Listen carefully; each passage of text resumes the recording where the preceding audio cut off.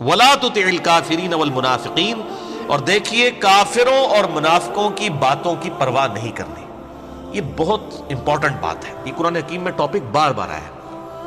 چاہے کوئی شخص کتنا ہی نیک کیوں نہ ہو، بہرحال دنیاوی اعتبار سے جب اسے دعوت و تبلیغ میں تکالیف سے گزرنا پڑتا ہے تو ایسے لمحات انسان کے اوپر آ جاتے ہیں. کچھ تو اس پہ خود آتے ہیں، اور کچھ جو اس کو سمجھانے والے ہوتے ہیں نا، وہ اس کو اس قسم کی مت دے رہے ہوتے ہیں، یار تیرے چھوٹے چھوٹے بچے نے کیا ہو گیا، تو اللہ دے بندے، تو ٹھیکہ لے دین دے کام دا.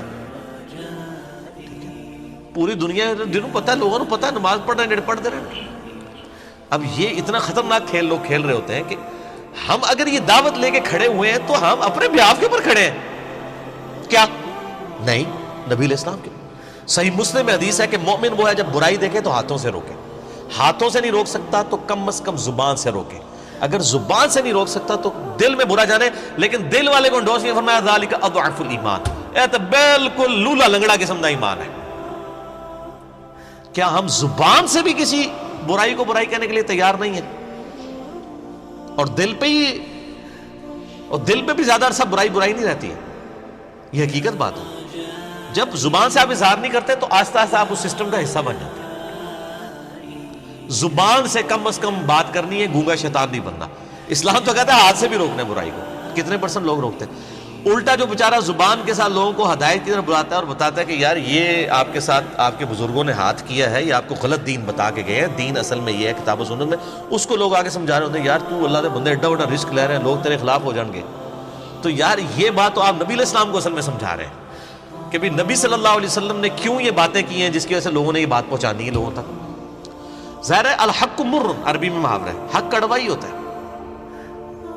آپ جتنے مرضی ایسا انداز میں بات کریں، جو حق اور سچ بات ہے وہ چبھ جاتی ہے اگلے بندے کو جس نے بات نہیں ماننی.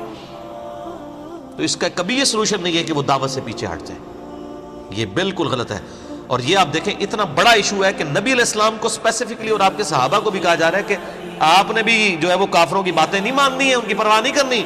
وَلَا تُطِعِ الْكَافِرِينَ، کافروں کے کہنا مت مانو، وَالْمُنَافِقِينَ، اور نہ منافقین کا، وَدَعْ آذَاهُمْ، اور نہ پرواہ کرو ان کی طرف سے آئی ہوئی تکلیف اور اذیت کے اوپر کہ یار اب جو ہے وہ مجھے ان تکلیف میں انہوں نے ڈال دیا ہے تو اب میں جو وہ دین کا کام چھوڑ دوں یا میں بیک فٹ کے اوپر چلا جاؤں. دیکھیں شعب ابی طالب کے اندر نبی صلی اللہ علیہ وآلہ وسلم کو 3 سال تک کس طرح گزارا کرنا پڑا ہے. بخاری مسلم میں آتا ہے، سعد ابن ابی وقاص کہتے ہیں کہ 3 سال تک ہماری حالت یہ تھی کہ ہم پتے کھا کے گزارا کرتے تھے، اور جس طرح بکریوں کو مینگنیاں آتی ہیں نا، اس طرح ہمارے ساتھ معاملہ ہوا کرتا تھا. تو کیا انہوں نے دعوت کا کام چھوڑ دیا؟ اور پھر میں اس سے اگلی بات کروں گا کہ 2.25 ارب، یہ چلیں احتیاطاً 1.5 ارب مسلمان ہیں. 1.5 ارب مسلمانوں میں ایک مسلمان نے بھی ایسا نہیں ہونا کہ جو نر بن کے صحیح طریقے سے بات کرے اور کھڑا ہو جائے مخالفت کے لیے ان باطل لوگوں کی کہ جنہوں نے دین کا جنازہ نکالا ہوا ہے، اور وہ یہ سمجھتا رہے کوئی اور کام کرے گا. بھئی کون کرے گا کام؟ جس کو سمجھ آئے گی وہ کرے گا. کیا ہم اللہ تعالیٰ کو یہ جواب قیامت کے دن دے سکتے ہیں؟ ختم نہیں. یہاں تو لوگ غلط باتیں ممبر کے اوپر بیان کر کے چلے جاتے ہیں، اور پھر جو بیٹھے ہوئے ہیں ان کو ٹینشن شروع ہو جاتی ہے. وہ اپنی ٹینشن ریلیز کرنے کے لیے انجینئر صاحب کو فون کر دیتے ہیں، وہ جی آج فلاں مولوی صاحب نے ممبر کے اوپر یہ بات کر دی ہے. تو میں پھر ان سے پہلا سوال کرتا ہوں کہ بھئی آپ کو نہیں پتہ انہوں نے بات غلط کی ہے؟ کہتے نہیں پتہ ہے. تو ساری دنیا کی مصیبتیں ان کا بوجھ میں نہیں اٹھانا ہے اکیلے بندے نے. آپ کی زبان نہیں اللہ نے آپ کو دیا، آپ گونگے شیطان ہیں کہ آپ کم از کم اس لیکچر کے بعد ہی ان کو بند کمرے میں لے جاتے ہیں اور کہتے ہیں کہ حضرت صاحب یہ آپ حدیث اور واقعہ کہاں سے بیان کر رہے ہیں. یہ میری ذمہ داری ہے کہ دنیا میں جہاں کہیں جھوٹ کوئی بیان کرے گا تو میں نے پریکٹیکلی جا کے وہاں پہ لوگوں کی اصلاح کرنی ہے. اکیلا بندہ کیا کر سکتا ہے؟ ہر بندہ جو جہاں پر ہے وہ ذمہ دار ہے. کنتم خیر امۃ اخرجت للناس تأمرون بالمعروف وتنہون عن المنکر وتؤمنون باللہ. تم بہترین امت ہے ہی اس لیے ہو. نبی صلی اللہ علیہ وآلہ وسلم کی نسبت کی وجہ سے جو بہترین امت کہا گیا اس وجہ سے نہیں کہ آپ صلی اللہ علیہ وسلم کا بہت بلند مرتبہ ہے اس وجہ سے امت کا بھی بلند مرتبہ ہو گیا، نہیں، بلکہ آپ کی ختم نبوت کی برکت سے کہ چونکہ آپ کے بعد نبی کوئی نہیں آنا، نبیوں والا کام اب اس امت نے کرنا ہے. یہ ہے وجہ جس کی وجہ سے یہ امت افضل ہے، اور وہ کام امت کاری کوئی نہیں ہے. امت کا نہیں. یا اللہ جو کچھ بھی ہے تیرے محبوب کی امت سے ہے, چور ہیں, ٹھگ ہیں, فراڈی ہیں, بے نمازی ہیں, حرام خور ہیں, سانو انجی قبول کر, جو کچھ بھی ہے تیرے محبوب کی امت سے. امت نے سمجھ لیا ہے, یہ رزلٹ نکالا ہے امت نے. حالانکہ امت کو بتائیں کہ یار امت کی افضلیت کس بنیاد کے اوپر تھی.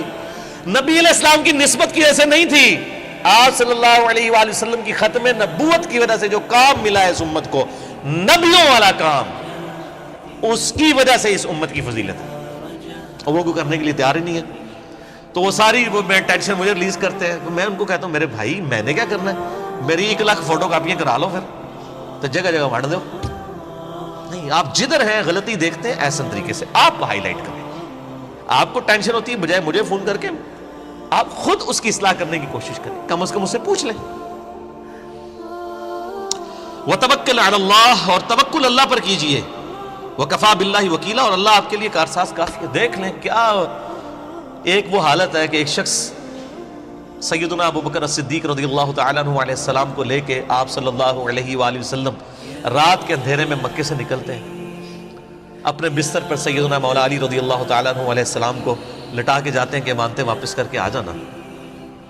اور راستے میں جاتے ہوئے جو ہے وہ آپ رضی اللہ تعالیٰ عنہ جو ہے وہ کیا سوچ رہے ہوں گے جب غار ثور کے اندر, جو سورہ توبہ میں بھی ذکر آتا ہے کہ جب تم دونوں غار میں تھے اور تم اپنے ساتھی سے کہتے تھے غم نہ کرو اللہ ہمارے ساتھ ہے.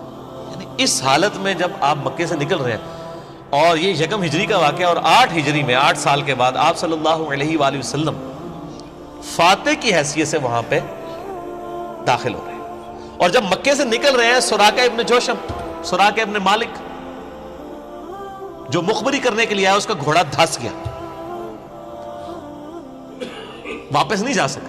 2-3 بار ایسا ہوا, اسے سمجھ آ گیا بھی اللہ کے پیغمبر ہے. سیدنا ابو بکر صدیق رضی اللہ تعالیٰ عنہ کو نبی علیہ السلام نے کہا سراقہ کو بشارت دے دو کہ میں اس کے ہاتھ میں کسرا کے کنگن دیکھ رہا ہوں. کسرا پرشین امپائر, اور وہ کسرا جو اس کا ہیڈ, اس کے کنگن دیکھ رہا ہوں.